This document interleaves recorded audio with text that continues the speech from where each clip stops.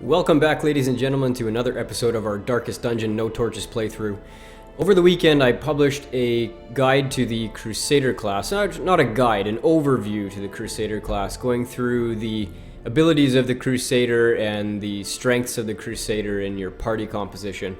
And it got me thinking about what abilities I like on the Crusader class. And in that respect, I've come up with the four that I think are probably the strongest as far as a Crusader is concerned.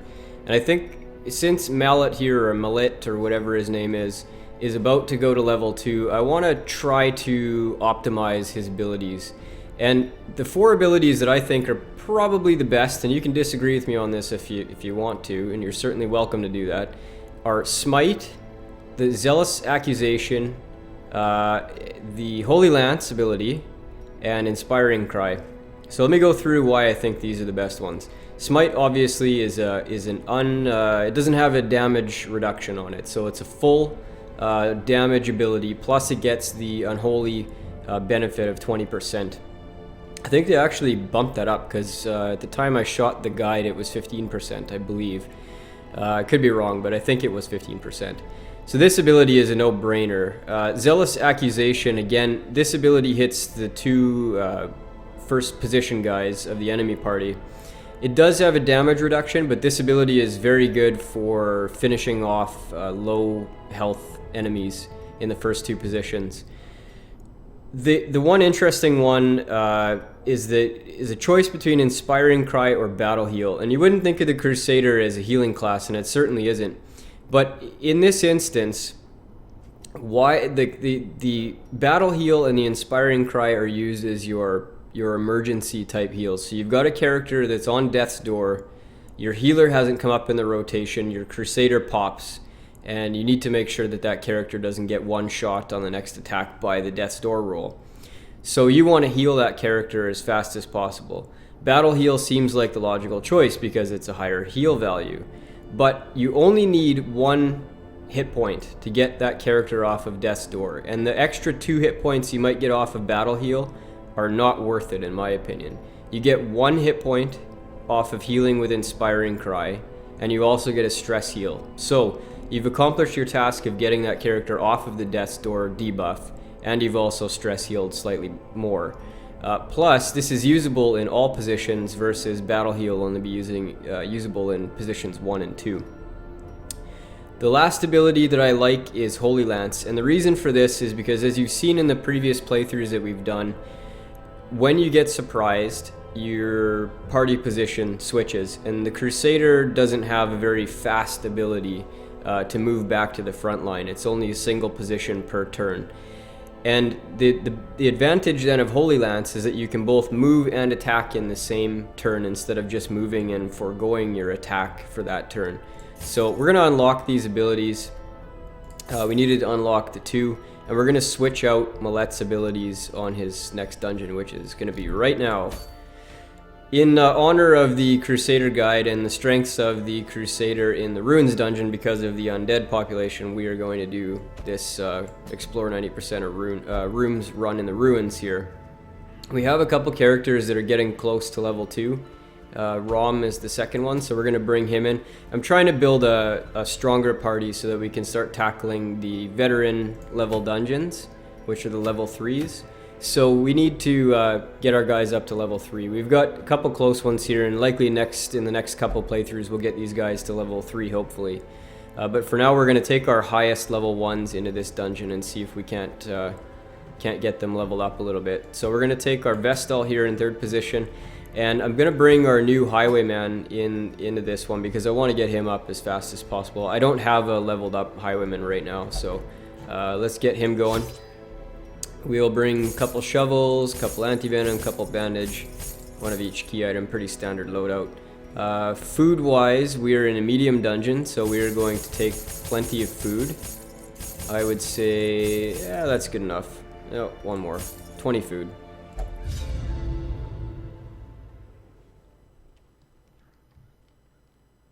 Oh, and oh my goodness, I forgot to change out Mallet's abilities.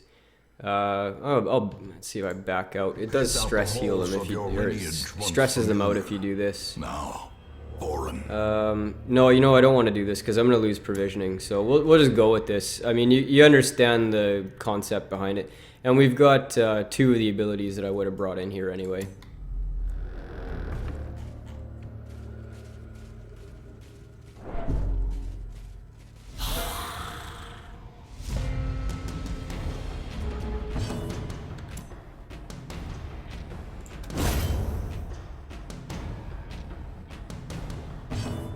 This is new graphic. I guess that indicates that they're still waiting on their turn to be taken, I would imagine, because his is gone at this point. I've never seen that before. Do a damage buff on the highwayman. You could probably switch these 2 positions, it'd make more sense that way. Executed with impunity.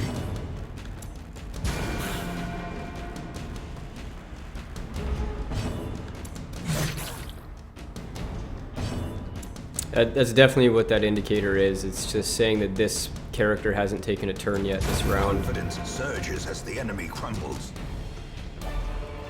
So does it make sense to switch these 2? No, I guess not. That still works just fine.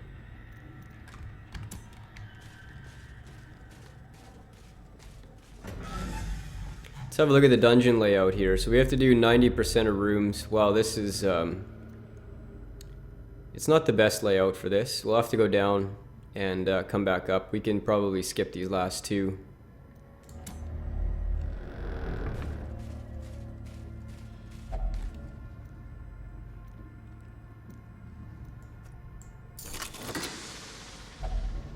If only treasure could staunch the flow of otherworldly corruption. Ooh, 10 from that trap. That was a huge trap.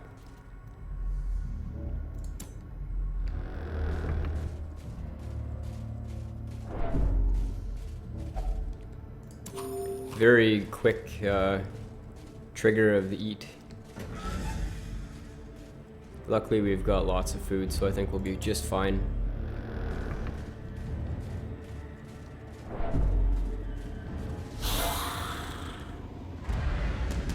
See, this is where Holy Lance ability would have come in very handy, because he could have moved up 1 position per attack.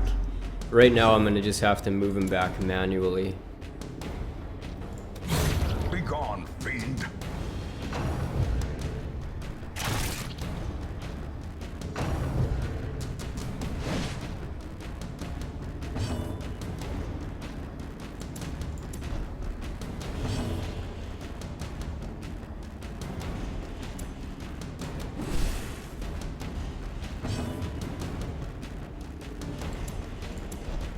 Move her back this turn so that the Crusader's in good position for next turn.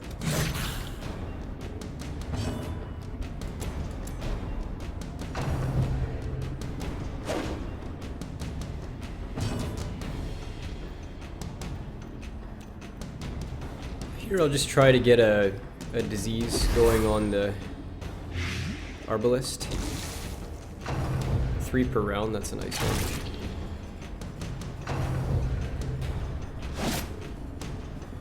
Having a hard time keeping up with the updates to the game because they've been doing a fair amount of them over the last couple of weeks. As the fiend falls, a faint hope blossoms. Since we're almost done this combat, I'm gonna do a heal here on the Crusader. Oh, it's unfortunately a very small one.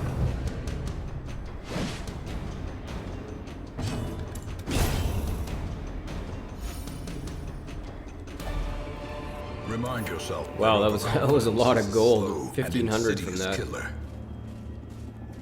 Over 1,500. We had 1 stack in a little bit.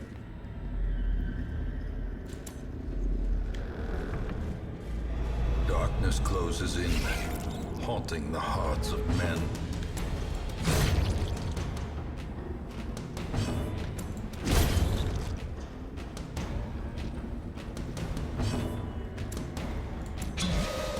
I'll buff the Vestal there because she hasn't taken her turn yet, and hopefully she can one-shot this thing.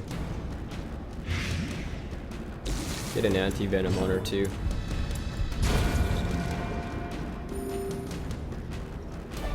This This expedition at least promises success.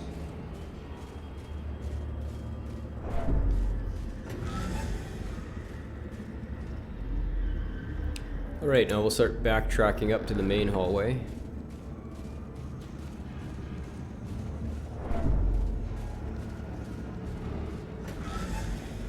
Just for interest's sake, I've been watching kind of upcoming games. Oh, we've got a repop battle there. Been watching upcoming games to be released in the next little while, and I think in keeping with the strategy game genre of the channel so far, I'm going to try to stick to that for the time being. And there's one game that's coming up that interests me quite a bit, and that's the new game called Cities Skylines. I've been a huge SimCity fan since I was a little kid, since the first SimCity came out. I remember playing it, I think, on Nintendo or Super Nintendo. So I'm definitely going to be doing some playthroughs of Cities Skylines, and I'm not going to obviously discontinue any of the other series that I've started yet, but I'm interested in making a playthrough of that game because it is my favorite genre of video games by far, as city builders. And unfortunately, the last installation of SimCity that came out was kind of garbage, to be honest with you. Finding the stuff is only the first test. Now it must be carried home.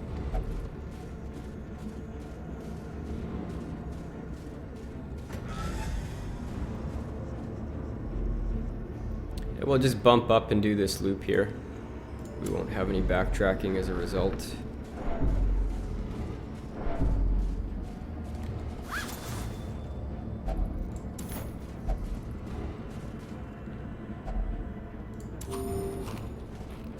Still doing very good on food. We got 16 left.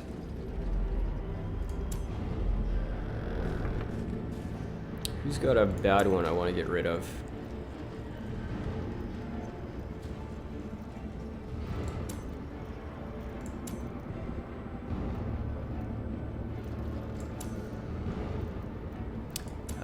He's got the worst of them, I think.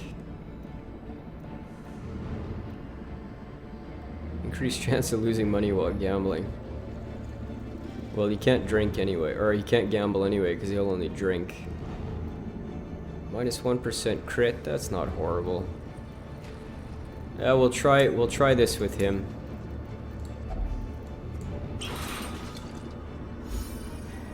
Oh, it was only a stress relief. Oh well. He needed it anyway. He was getting pretty stressed out.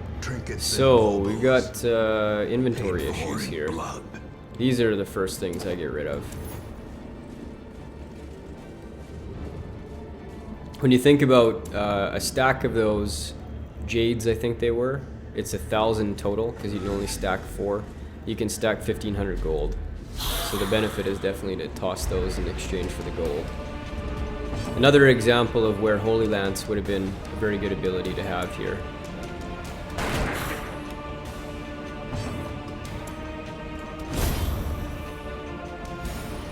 And in that attack right there, Zealous Accusation would have been the choice. Because we could have damaged that guy and likely killed off that guy as well.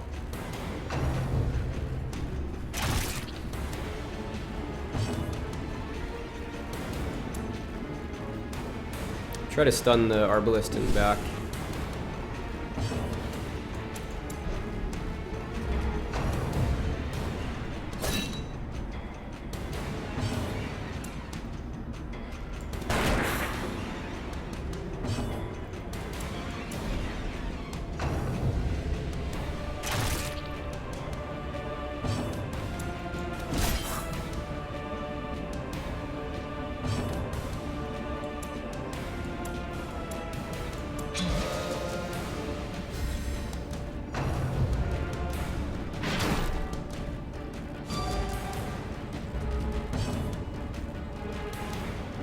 So this ability advances him 1 forward. I'm going to do that, and then the next time we can move the Plague Doctor back.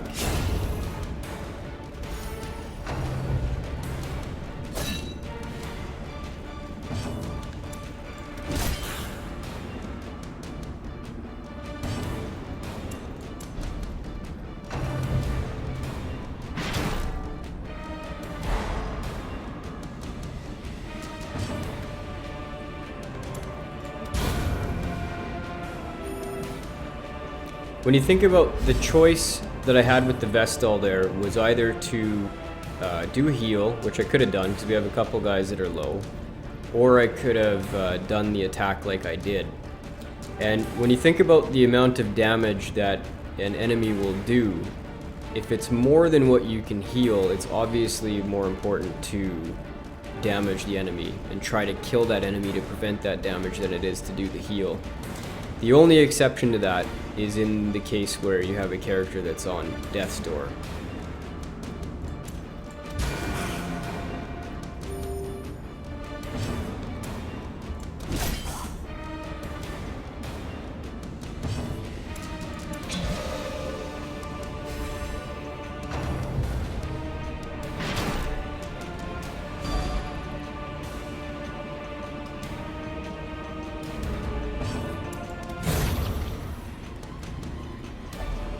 As victories mount, so too will resistance.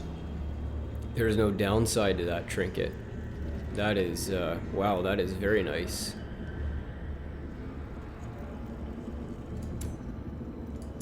We will definitely be trying to take that, and I think that's going to go on. What's his dodge at? 10? Yeah, I think we're going to put that on the Crusader since he's typically on the front lines. I haven't seen a trinket with no downside yet, so this is very interesting. Most of the trinkets will have a downside, like this one does, and that one is just wow, yeah, I mean, there's a middle ground there between 75 and 25 where you don't get any benefit from it, but there's no downside to the trinket. It's a very powerful one. Who's our trap guy? Not the Crusader. 20%, 25. Hopefully our Vestal's got something. 10. Oh wow, we don't really have a good trap guy in this party. Well, Rom's gonna have to give it a shot.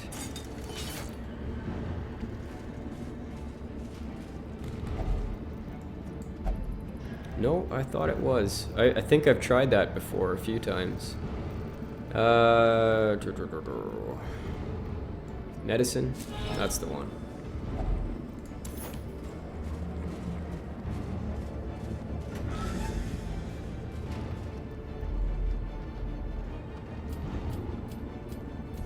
We look pretty clear going toward the end of this dungeon. I don't have any medicine left. I'm not going to do that. Still really good on food. We've got plenty of food. Might have been a bit overkill to bring 20.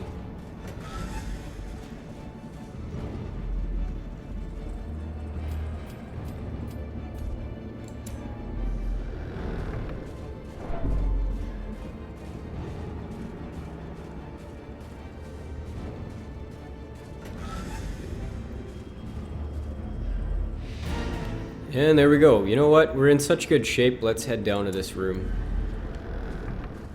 More treasure, the better.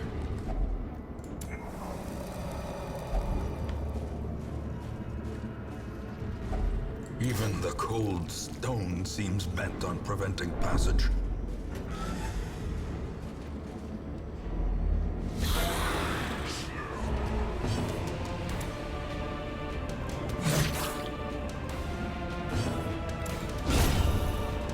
Big crit.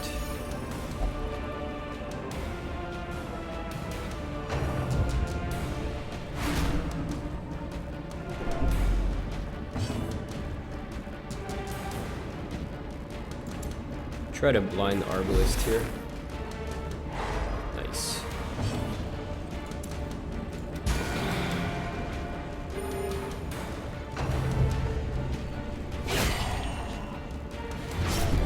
I think the developers have said that they don't have any intention of displaying a turn order, which is, I mean, it adds some randomness to the turns, but I'm glad that they did this because it does show that, you know, in this round I've got sort of the advantage as far as acting is concerned.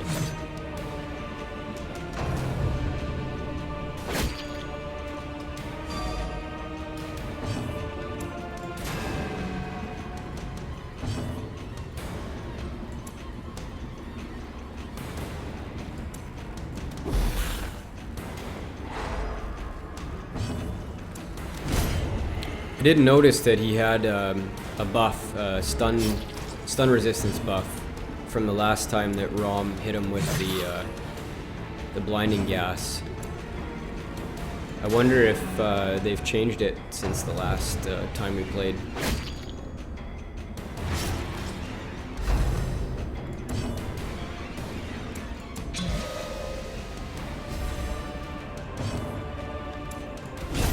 Oh, he did have it that time. I definitely saw it there.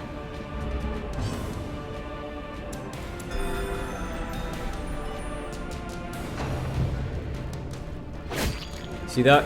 What I was talking about before, you know, she couldn't have one-shot the thing. I'm pretty confident in that. But I healed instead of attacking, and he did 4 damage plus the 2 more that are coming with the bleed. So healing versus killing a character, if I could have one-shot that guy, that would have been the better option, is to attack instead of heal.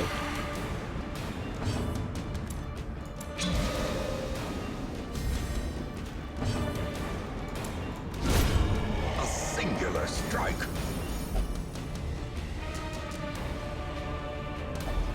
These nightmarish creatures can be felled. They can be beaten.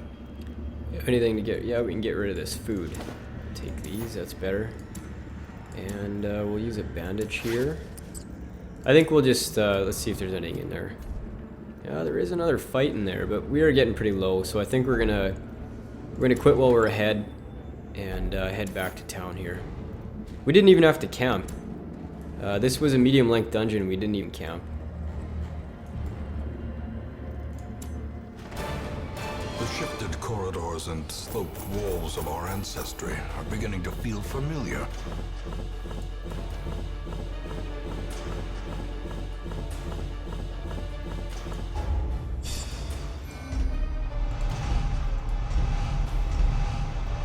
Plus 15% disease resist. Plus 15% heal. Lockjaw tetanus. Ouch. That is... wow, that's bad. We may end up cutting this guy from our roster, because that's going to cost us a blight resist, whatever. He's only just reached level 1. If we can find another highwayman in the stagecoach, we might end up cutting this guy. You know what though? We got lots of money. Maybe it's worthwhile healing him. Let's see if the stagecoach has. We don't have another one in there. That must be destroyed. So I don't want that on him. That's one of the worst that a highwayman can get. So let's get rid of that. And let's also check Mallet's abilities here. I want to turn this off, that off. And we're gonna have Holy Lance there. Now his abilities are what I want them to be. If you don't know this trick already, to arrange the abilities the way that you want them, you just deselect them and start clicking in the order that you want them to display in your combat bar. And that will arrange them. I still haven't looked into the ideal, or at least in my opinion, ideal camping abilities for the Crusader. And that's something that I'll probably do next time. I didn't put it in my class overview because honestly the camping abilities so far have been, you know, they're not determinative of your success in a dungeon. They can help obviously with you know, some buffs and whatever, but I haven't found that they've turned the tide in a dungeon that was gonna fail or something like that. It's usually a win more type of a thing. Anyway, that's episode 19, folks. Thanks very much for watching, and we'll see you next time.